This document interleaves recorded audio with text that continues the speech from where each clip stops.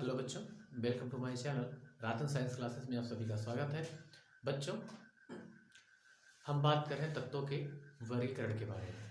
अभी तक बच्चों हम पिछले वीडियो में हम बात कर चुके हैं आवर्त सारणी के बारे में। आवर्त सारणी आपको किस तरीके से होती है, हमने उसके ट्रिक के बारे में भी बात की ली है। अगर आपने उस वीडियो को नहीं देखा है तो उस वीडियो को पहले देख लीजिएगा, तब ये वीडियो आपको समझ में आएगी। बच्चों, हम आगे चलते हैं और बात करते हैं आधुनिक आवर्त सारणी की प्रवृत्ति या गुणधर्म। अब किसी आधुनिक आवर्त सारणी जो है उसकी प्रवृत्ति क्या होती है, उसके गुणधर्म क्या होते हैं। प्रवृत्ति का मतलब होता है ट्रेंड, जो एक समय के बाद एक खुद को क्या करता है, रिपीट करता है। तो देखिए बच्चों, आवर्त सारणी में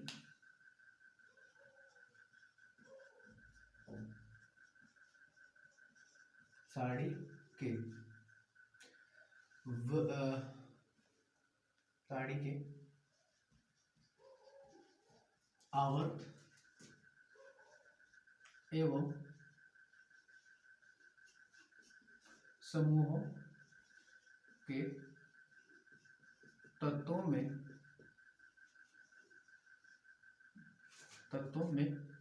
कुछ गुणधर्म पाए जाते हैं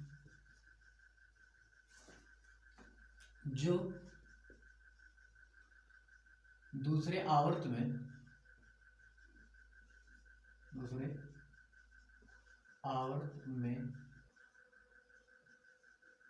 एक दूसरे गुण की पुनरावृत्ति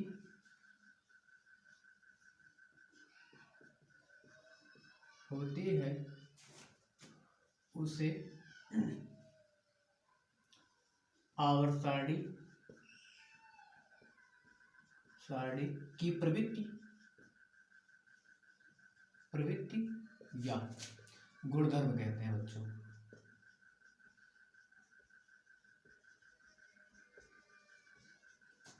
गुणधर्म कहते हैं जो निम्नलिखित है आपकी।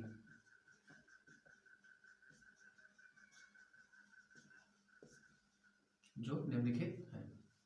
अब इसमें से सबसे पहला आपका बच्चों आता है संयोजकता।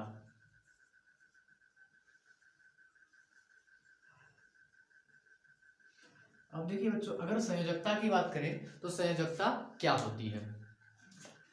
कोई भी किसी भी तत्व के बाह्यतम कोश में उपस्थित इलेक्ट्रॉनों की संख्या को ही हम उस तत्व का संयोजकता कहते हैं, लेकिन बच्चों कुछ एलिमेंट को छोड़कर, जैसे आपका नाइट्रोजन, ऑक्सीजन और फ्लोरीन, इन तीनों को छोड़कर।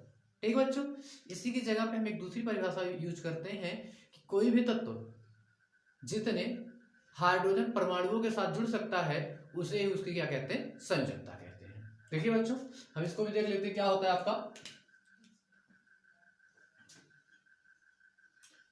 किसी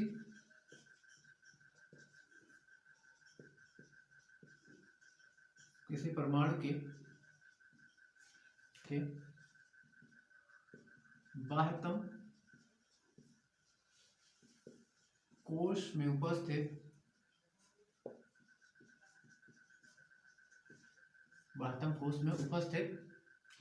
इलेक्ट्रॉनों की संख्या को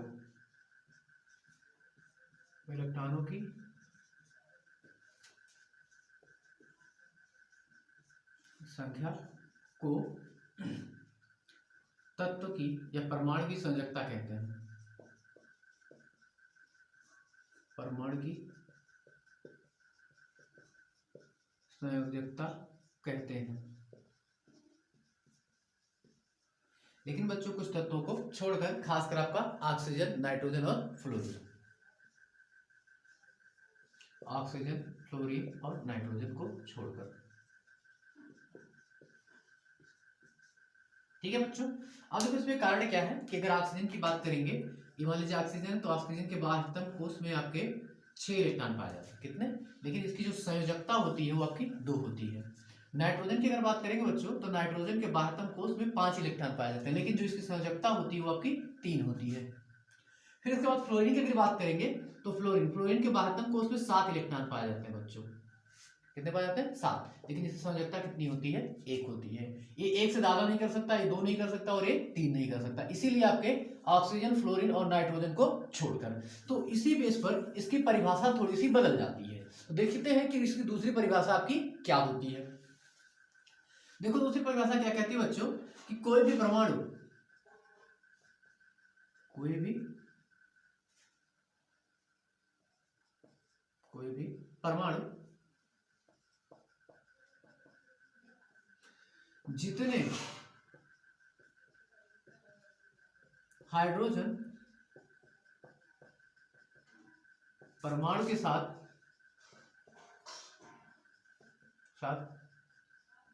जुड़ सकता है, उसे, कोई भी परमाणु जितने हाइड्रोजन परमाणु के साथ जुड़ सकता है, उसे उस परमाणु या तत्व की संयोजकता कहते हैं।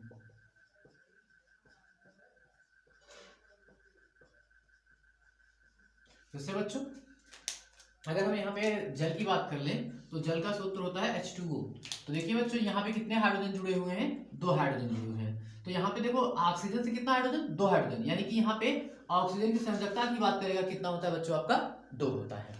अब देखिए बच्चों हम कुछ आवर्त सारणी की प्रवृत्ति और गुणधर्म की बात कर रहे हैं कि उनमें क्या एक समय के बाद खुद को क्या करता है? रिपीट करता है। तो ऐसा क्या चीजें होती है? तो सबसे पहले हम आवर्त में देखेंगे, फिर उसको वर्ग में देखेंगे, फिर आवर्त में देखेंगे, फिर वर्ग में देखेंगे। ठीक है बच्चों? चलो बच्चों हम इसमें बात करते हैं कि आवर्त में संयोजकता परिवर्तन क्या होता है। किसी भी आवर्त में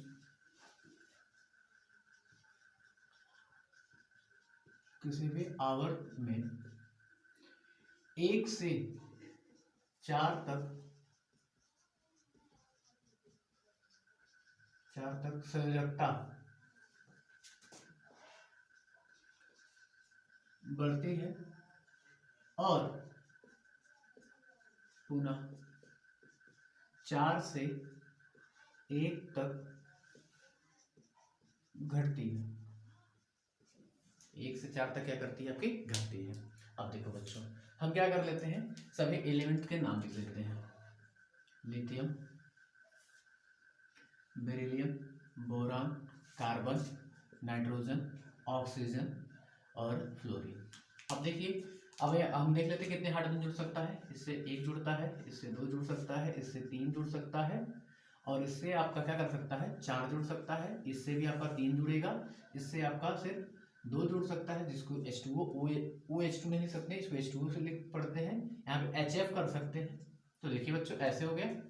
अब देखिए यहां से यहां तक की बात करें तो इसकी संयोजकता कितनी है? 1, इसकी 2 है, इसकी 3 है, इसकी 4 है, इसकी कितनी हो गई? 5 नहीं, इसकी कितनी है? 3, इसकी कितनी है? 2, इसकी कितनी है? 1। पहली बार जो संयोजकता की पहले डिस्क्रिप्शन बचाए हैं उसके अनुसार मत कीजिएगा, दूसरे के अनुसार करेंगे तो ये चीजें समझ में तुरंत आपको आ जाएंगी। तो देखिए लिथियम 1 हाइड्रोजन जुड़ा है, यानी कि इसकी संयोजकता कितनी होगी? 1 होगी। यहाँ पे 2 बेरिलियम 2 हाइड्रोजन से जुड़ा है तो यहाँ पे संयोजकता उसकी 2 होगी। बोरान 3 से जुड़ा है तो उसकी संयोजकता 3 होगी। कार्बन 4 से जुड़ा है तो 4, नाइट्रोजन 3 से जुड़ा है तो 3, ऑक्सीजन 2 से जुड़ा है तो 2 और हाइड्रोजन 1 से जुड़ा है, फ्लोरीन 1 से जुड़ा है, यानी कि उसकी संयोजकता कितनी है? 1 है। तो देखिए बच्चों यहां से यहां तक संयोजकता बढ़ी, फिर यहां से क्या कर गई? ये डिक्रीज कर गई। ठीक है? तो देखिए ये आवर्त में संयोजकता में क्या था? परिवर्तन था। अब देखते हैं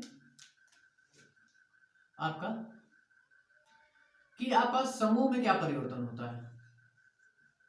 वर्ग या समूह में संयोजकता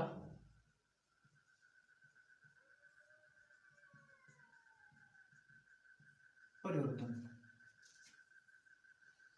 ठीक है? अब देखिए बच्चों अब इसकी अगर बात कर लें तो देखिए बच्चों किसी समूह या वर्ग की संयोजकता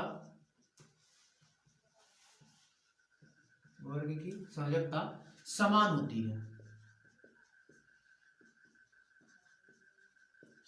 होती है, किसी सिर्फ किसको छोड़कर बच्चों? आपका ऑक्सीजन फैमिली, ठीक है, नाइट्रोजन फैमिली,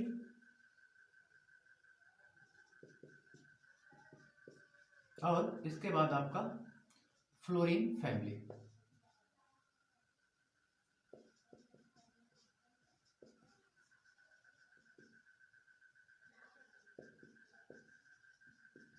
इतने को छोड़कर बच्चों, ऑक्सीजन, नाइट्रोजन और फ्लोरीन को छोड़कर बाकी जितनी भी संयोजकता है वो क्या करती है, समान रहती है। किसी भी वर्ग की बात करें, हम पहले वर्ग की बात करते हैं। जो पहला वर्ग हमने याद किया था, हे नानी, हे हमारे लिए ना करो रब से फरियाद। अगर बच्चों इनकी संयोजकता बात करेंगे तो इन सबकी संयोजकता जो होती है वो आपकी एक होती है। संयोजकता कितनी होती है, एक होती है। लेकिन यहां पर इसके इधर जाएंगे तो बढ़ती जाएगी। जैसे ऑक्सीजन की बात करते हैं, ऑक्सीजन को किस तरीके से याद करते हैं बच्चों, ओस से टी ओ, ओस से क्या करो, टी ओ। लेकिन बच्चों अगर यहां पे संयोजकता की बात करते हैं तो सिर्फ ऑक्सीजन जो इसकी संयोजकता 2 होती है, बाकी जैसे ही यहां से नीचे आता है इसकी संयोजकता कितनी पहुंच जाती है, 6 तक पहुंच जाती है। संयोजकता कितनी पहुंच जाती है, 6 तक पहुंच जाती है। अब देखो बच्चों, इसीलिए कह रहे हैं कि किसी भी समूह या वर्ग की संयोजकता क्या होती है, समान होती है, लेकिन ऑक्सीजन, नाइट्रोजन और फ्लोरीन परिवार को छोड़कर। ठीक है बच्चों, इतनी बातें समझ में आ गई। अब हम बात करते हैं आगे। ठीक है बच्चों, अब बात करते हैं परमाणु के आकार और त्रिज्या के बारे में। अब परमाणु के आकार या त्रिज्या आपसे पूछ लेता है तो उसको कैसे हम डिफाइन करेंगे। तो देखो, किसी परमाणु के नाभिक से बाह्यतम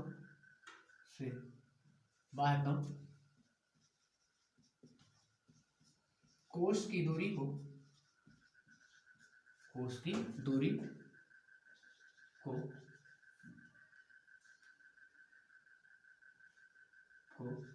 परमाणु की त्रिज्या कहते हैं। परमाणु की क्या कहते हैं, त्रिज्या कहते हैं।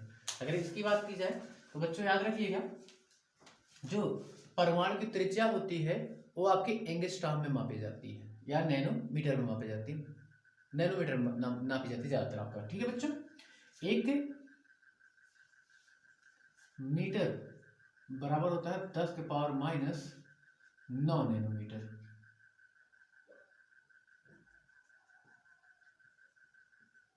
परमाणु त्रिज्या किसमें नापी जाता है, नैनोमीटर। 1 मीटर बराबर कितना होता है आपका, 10 के पावर -9 नैनोमीटर। अब देखिए बच्चों, हम बात करते हैं कि आवर्त में परमाणु के आकार और त्रिज्या में परिवर्तन क्या होता है।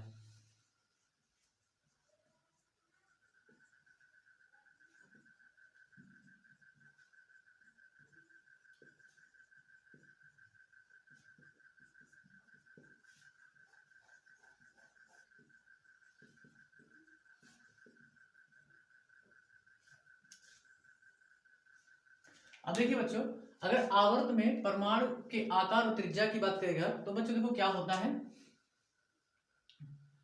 किसी भी आवर्त में दाएं से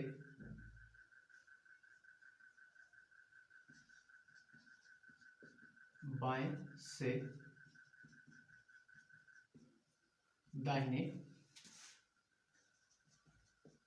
जाने पर, किसी आवर्त में बाएं से दाहिने जाने पर परमाणु का आकार अथवा त्रिज्या घटती है। क्या करते हैं, अगर आपका लेफ्ट से राइट जाएंगे तो आपका परमाणु की और आकार या उसकी त्रिज्या होगी वो लगातार क्या करती है बच्चों, आपकी घटती है। अब देखो इसकी बात कैसे चेक करते हैं। देखिए बच्चों, लिथियम है, बेरिलियम है, बोरान है, कार्बन है, नाइट्रोजन, ऑक्सीजन है और आपका फ्लोरीन है। बस इतने हम चेक कर लेते हैं बच्चों। ठीक है बच्चों, हम क्या करते हैं, इनका इलेक्ट्रॉनिक विन्यास करके देखते हैं कि इसके बाह्यतम कोश में कितने इलेक्ट्रॉन आते हैं। लिथियम की अगर बात कर लेगा तो लिथियम का परमाणु क्रमांक 3 होता है, तो 2 और 1।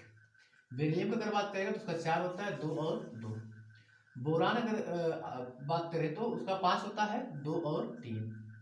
अगर हम कार्बन की बात करेंगे तो आपका कितना होता है, 6, तो इसका परमाणु क्रमांक 6 होता है, तो 2 और 4। अगर हम नाइट्रोजन की बात करेंगे तो उसका 7 होता है, तो 2 और 5। अगर फ्लोरीन की बात करेंगे तो उसका 2 और कितना होता है आपका, 6 होता है। ठीक है, ये होते हैं इसके बाह्यतम कोष में इलेक्ट्रॉनों की संख्या। अब इस चीज को हम चेक करते हैं। देखो बच्चों, अगर हम इसको ड्रा करें तो देखो यहां पर ये हो जाएगा, ये नाभिक, मान लेते हैं इसका क्या है, नाभिक। ये पहला कोष के वाला है, ये आपका एल है। के वाले की अगर बात करेंगे तो के वाले में 2 इलेक्ट्रॉन है, और एल की बात करते हैं, एल हो गया। ठीक है, अब देखिए के में 2 इलेक्ट्रॉन डाल देते हैं। ठीक है, तो देखिए 2 में सब में कॉमन है, तो 2 वाले को हम कोष को क्या करते हैं, गायब कर देते हैं। तीसरे वाले से सिर्फ समझने की, दूसरे वाले से समझने की कोशिश करते हैं कि दूसरे में क्या होगा। तो देखिए अगर जब लिथियम की बात करेंगे तो लिथियम के बाह्यतम कोष में क्या होगा, 1 इलेक्ट्रॉन। आपको बच्चों पता होना चाहिए किसी भी परमाणु में जितने इलेक्ट्रॉन होते हैं उतने ही क्या होते हैं, प्रोटॉन होते हैं। और ये दोनों एक दूसरे के साथ आकर्षण बल द्वारा क्या करते हैं, बले रहते हैं। आकर्षण बल द्वारा क्या करते हैं, बले रहते हैं। यानी कि यहां देखो बाह्यतम कोष में 1 इलेक्ट्रॉन है, यानी कि देखो अगर लिथियम की बात कर रहे हैं बच्चों, अगर हम लिथियम की बात कर रहे हैं तो देखिए बच्चों, तो अगर यहाँ पे बाह्यतम कोष में इलेक्ट्रॉनों की संख्या कितनी है आपकी, 3, तो प्रोटॉनों की संख्या भी कितनी होगी बच्चों, 3 होगी। तो देखिए बच्चों, दो प्रोटॉन इनको खींचेंगे और एक इसको खींचेगा। जब एक इलेक्ट्रॉन एक प्रोटॉन अंदर से इस इलेक्ट्रॉन को अपनी तरफ खींचेगा तो देखिए बच्चों होगा क्या, ये थोड़ा सा, ये अपनी तरफ थोड़ा सा क्या करेगा, अंदर की ओर बेंड हो जाएगा, अंदर की ओर क्या करेगा, झुक जाएगा। अब देखिए, अब यही लिथियम की अगर बात कर देगा तो देखो बच्चों, लिथियम की अगर बात करेगा, ये पहला कोष, ये दूसरा कोष। पहले कोष की बात करते हैं, इसमें कितने इलेक्ट्रॉन आपके, 2 इलेक्ट्रॉन, इसमें भी 2 इलेक्ट्रॉन। बेरिलियम की बात करेंगे तो बाह्यतम कोष में कितने इलेक्ट्रॉन, 2 इलेक्ट्रॉन, तो यहाँ पे भी 2 इलेक्ट्रॉन। अब देखो, अब ये दोनों इलेक्ट्रॉन है, तो बच्चों इधर का भी थोड़ा सा नीचे की ओर आएगा और इसको भी क्या करेगा, यहाँ पर उपस्थित प्रोटॉन इस इलेक्ट्रॉन को भी अपने अंदर की तरफ क्या करेगा, खींचेगा। अब इसी में हम क्या करते हैं, इसी कोष में इलेक्ट्रॉन को बढ़ाते चलते हैं। अब इसकी बोरान की बात करेगा 3 हो जाएगा, तो यानी कि ये भी थोड़ा सा अंदर की ओर झुकेगा, क्योंकि यहाँ पे प्रोटॉन बढ़ेगा तो इस पर क्या लगेगा, अट्रैक्शन फोर्स। कार्बन की अगर बात करेगा तो बाह्यतम कोष में कितने हो जाएंगे आपके, 4 हो जाएंगे, तो 4 हो गए। तो ये भी क्या करेगा, अंदर की ओर झुकेगा। फिर इसके बाद नाइट्रोजन की बात करेगा तो इसमें कितने हो जाएंगे, 5, बाह्यतम कोष में कितने हो जाएंगे, 5, तो ये भी अंदर की ओर क्या करेगा, झुकेगा। अगर हम फ्लोरीन की बात करेंगे तो ये भी क्या करेगा, अंदर की ओर झुकेगा। तो ध्यान से देखिए बच्चों कि इसमें से जैसे जैसे एलिमेंट के बाह्यतम कोष में इलेक्ट्रॉनों की संख्या बढ़ती गई, ये अंदर की ओर क्या करता गया, आकर्षण बल की ओर झुकता गया। आकर्षण बल के कारण अंदर की ओर क्या करता गया, झुकता गया। इसीलिए बच्चों, किसी भी आवर्त में अगर हम बाएं से दाहिनी तरफ जाएंगे तो हमेशा याद रखिएगा, परमाणु का आकार क्या करेगा, या त्रिज्या हमेशा क्या करेगी आपकी, घटेगी। ठीक है बच्चों, ये बात समझ में आई। अब बच्चों हम आगे बात करते हैं।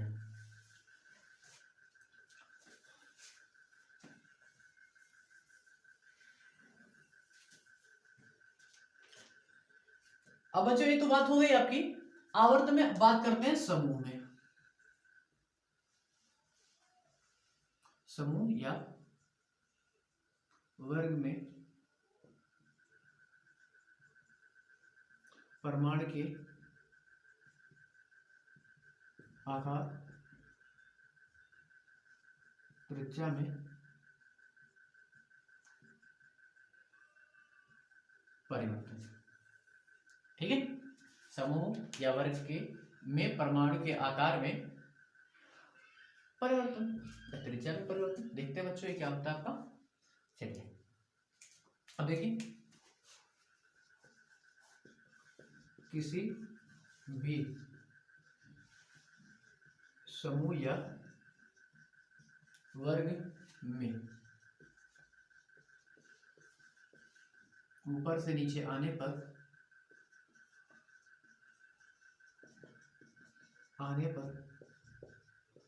परमाणु का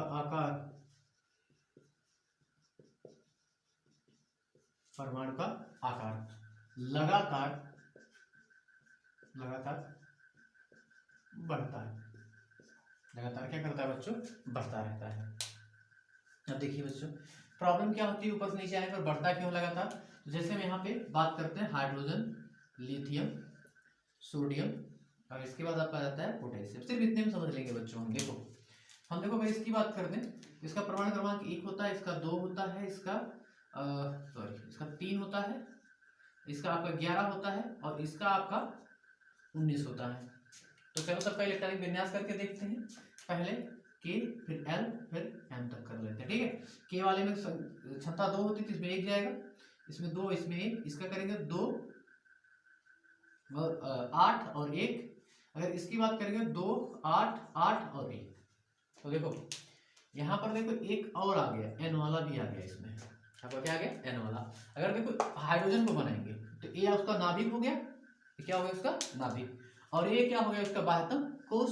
और बाह्यतम कोष में इलेक्ट्रॉनों की संख्या हम कर दिए कितनी, ए हो गया आपका। किसकी बात कर ली हम, हाइड्रोजन की हो गया संरचना ए हाइड्रोजन की। अब जब लिथियम की बात करेंगे तो लिथियम को ध्यान से देखो बच्चों, ये कितना है, ये उसका नाभिक मान लीजिए। ठीक है, तो देखिए इसमें कितने कोष हैं, के और एल, कितने के और एल आए, यानी कि ये आपका के हो गया और ये क्या हो जाएगा आपका एल हो जाएगा। ठीक है, ये के और ये वाला एल। के में कितने इलेक्ट्रॉन है बच्चों आपके, 2 इलेक्ट्रॉन है, भर देते हैं। इसमें कितने, 3 है। ठीक है, अब देखिए हम सोडियम के लिए बात करते हैं। हम सोडियम के लिए बात करेंगे तो देखिए उसका नाभिक हो गया। ठीक है, अब देखिए पहला कोष, दूसरा कोष और ये हो गया उसका तीसरा कोष। चलिए सोडियम तक की बात कर लेते हैं।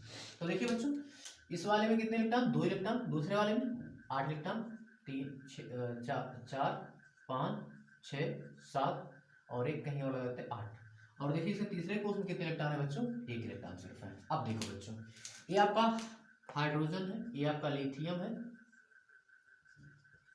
ये आपका क्या है, सोडियम। तो देखिए बच्चों यहां पर देखिए कोष 1 था, जैसे इसमें इलेक्ट्रॉनों की संख्या क्या कर गई, 3 हुआ, तो यहाँ पे एक कोष एक्स्ट्रा बढ़ गया, एक कोष एक्स्ट्रा बढ़ा, यानी कि इसके बीच की दूरी कुछ होगी लेकिन इसके और इसके बीच की दूरी कुछ एब हो जाएगी, यानी कि उसकी लगभग दुगनी हो जाएगी। अब देखो बच्चों जैसे हम इसमें से इसमें आएंगे, जैसे कि सोडियम में आएंगे, तुरंत देखो ये जो दूरी इतनी थी, जो ये दूरी इतनी थी वो बढ़ के कितनी हो गई, इतनी हो गई, उसकी दूरी क्या कर गई, बढ़ गई। तो हमेशा याद रखिएगा बच्चों कि अगर किसी भी वर्ग में ऊपर से नीचे आएंगे तो परमाणु का आकार लगातार क्या करता है, आपका बढ़ता है, लेकिन अगर कहीं आवर्त की बात कर देगा तो क्या करती है, आपकी घटती है। ठीक है बच्चों, अब आगे वाली थ्योरी की बात। अब बच्चों बात करते हैं धात्विक और आधात्विक गुणधर्म के बारे में, कि धात्विक गुण क्या होता है और आधात्विक गुण आपका क्या होता है। अब देखिए धात्विक गुण का मतलब होता है धातु होने का गुणधर्म, आधात्विक का मतलब होता है अधातु होने का गुणधर्म। मतलब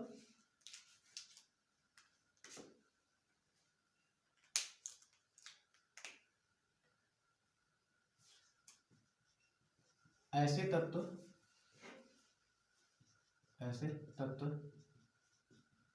जिनमें इलेक्ट्रॉन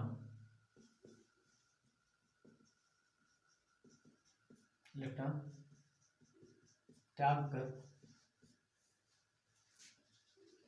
धनायन बनाने की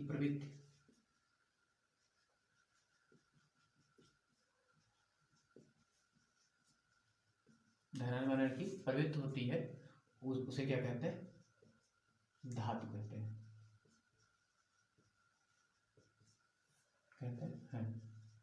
ठीक है, अब ऐसे तत्व जिनमें इलेक्ट्रॉन ग्रहण करके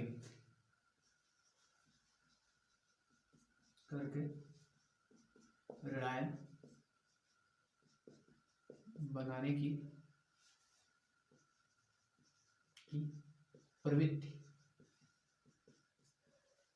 प्रवृत्ति होती है,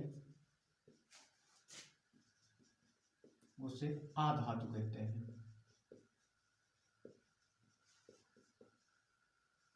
उसे आधातु कहते हैं, उसे आधातु अधातु कहते हैं। ठीक है बच्चों, यानी कि अगर हम आवर्त की बात कर ले बच्चों, तो आवर्त में धात्विक गुण किस प्रकार से घटता है बढ़ता है, और फिर उसके बाद बात करते हैं आपके समूह में या वर्ग में।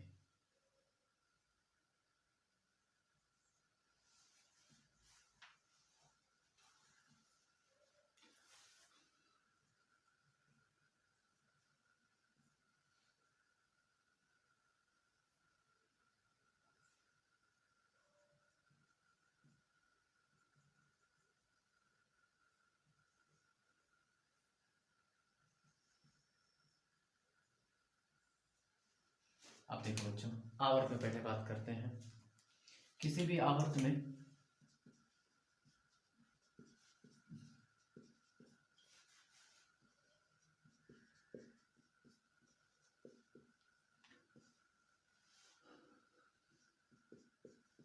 बाएं से दाहिने जाने पर परमाणु में धात्विक गुण घटता है। धात्विक गुण क्या करता है? आपका घटता है। अब देखो इसकी अगर बात कर ले तो बच्चों देखो, lithium, beryllium, boron, carbon, nitrogen, oxygen और फ्लोरीन। तो देखिए बच्चों, ये आपका एक इलेक्ट्रॉन त्याग सकता है, ये आपका 2 त्याग सकता है और आपका ये 3 त्याग सकता है। लेकिन यहाँ पर ये आधातु है, ये भी आधातु है, ये भी आधातु है और आपका क्या है? आधातु है। तो देखिए बच्चों, ये धातु है, इधर का ये एलिमेंट क्या है? धातु है। लेकिन जैसे जैसे इधर जाएंगे, यहाँ कार्बन से आपका क्या शुरू हो जाता है? आधातु। तो देखिए बच्चों, अगर हम लेफ्ट से राइट जाएंगे तो आपका धातु होने का गुणधर्म घटता है, और जब धातु होने का गुणधर्म घटता है तो तथा साथ में आधात्विक गुण बढ़ता है। ठीक है, आधात्विक गुण क्या करता है? बढ़ता है। ये आपके बच्चों हो गई आवर्त में बात। अब बात करते हैं समूह में। समूह या वर्ग में धात्विक या आधात्विक गुण। आप देखो बच्चों, अगर इसकी बात करें तो किसी भी वर्ग या समूह में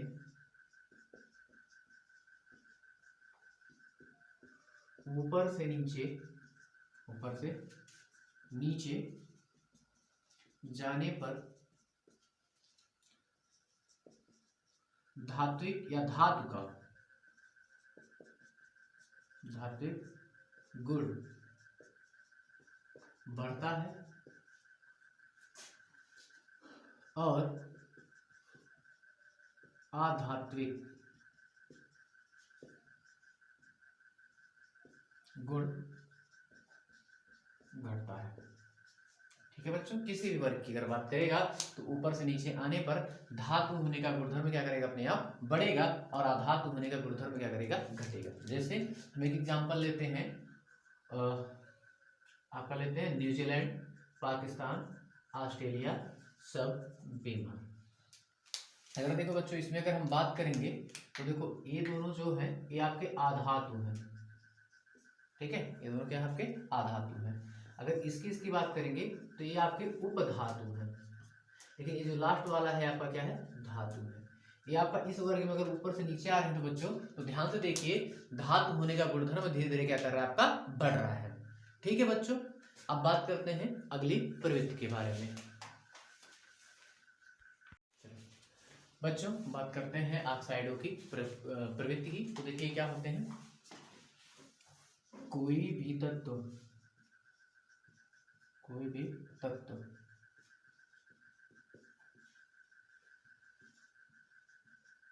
ऑक्सीजन से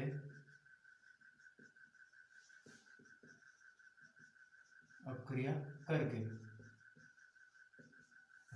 करके ऑक्साइड बनाते हैं।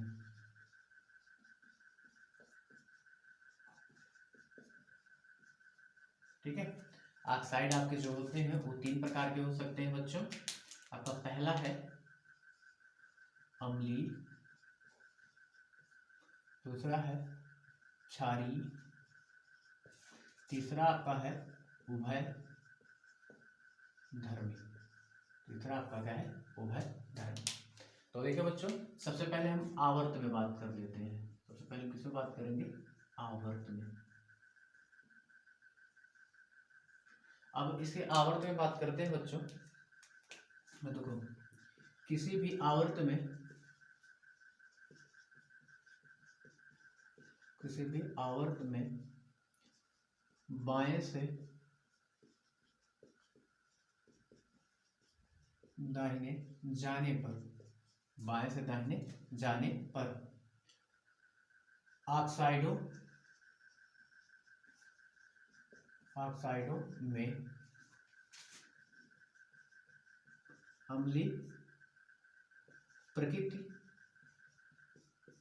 की वृद्धि होती है।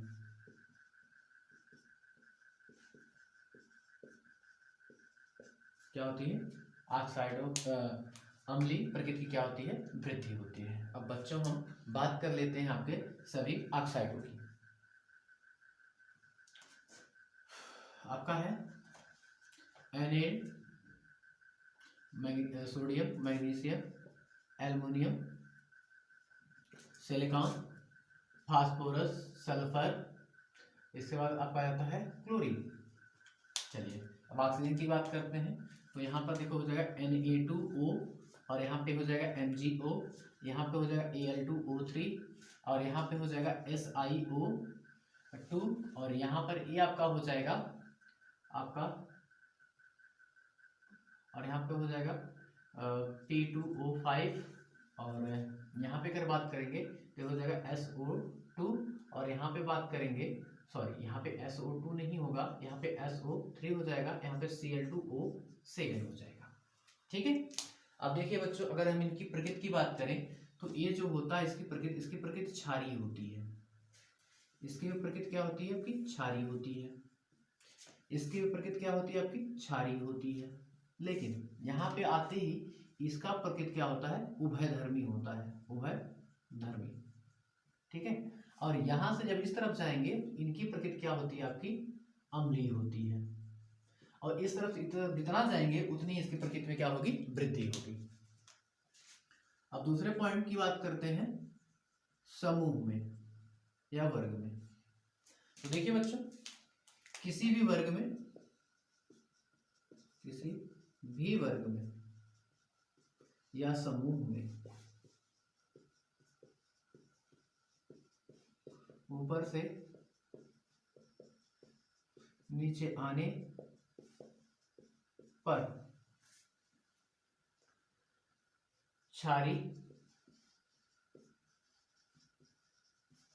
ऑक्साइडों की प्रकृति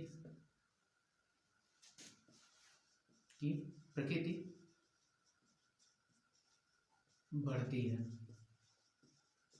ठीक है बच्चों, तो यहाँ पे याद रखिए, ये जो उभयधर्मी प्रकृति की बात कर रहे हैं, उभयधर्मी प्रकृति का मतलब होता है जिसमें आपके अम्लीय और क्षारीय गुणधर्म दोनों पाए जाते हैं। अब याद रखिए बच्चों कि आपका जितने भी आधातु होंगे, आधातु, ठीक है, इनके ऑक्साइडों की प्रकृति क्या होगी? आपकी अम्लीय होगी। ठीक है, आधातु ऑक्साइड होगा तो उसकी प्रकृति क्या होगी? अम्लीय होगी। अगर यही धातु होगा और धातु का ऑक्साइड बनेगा तो इसकी प्रकृति जो होगी वो आपकी क्या होगी? क्षारीय होगी। ठीक है, वो क्या होगी? क्षारीय होगी। लेकिन बच्चों अगर उभयधर्मी होगा, सॉरी उभयधर्मी कह रहे हैं, उपधातु होगा। आप उपधातु जानते हैं, ऐसे तत्व जिनमें धातु अधातु दोनों का गुणधर्म पाया जाता है वो क्या कहलाते हैं? आपके उपधातु कहलाते हैं। अब अगर इसकी बात कर देगा तो इस उपधातु जितने भी होंगे उनके सबके गुणधर्म क्या होंगे? उभयधर्मी होंगे। यानी कि उभयधर्मी का मतलब उसमें आपका अम्लीय और क्षारीय गुणधर्म दोनों पाया जाएगा। ठीक है बच्चों आज का वीडियो हम आपका यहीं पे समाप्त करते हैं। मिलते हैं आपसे अगले वीडियो में, तब तक के लिए बाय बाय। अगर मेरे द्वारा दी गई जानकारी आपको समझ में आए तो मेरे चैनल को लाइक, अपने दोस्तों के साथ शेयर और सब्सक्राइब जरूर करें।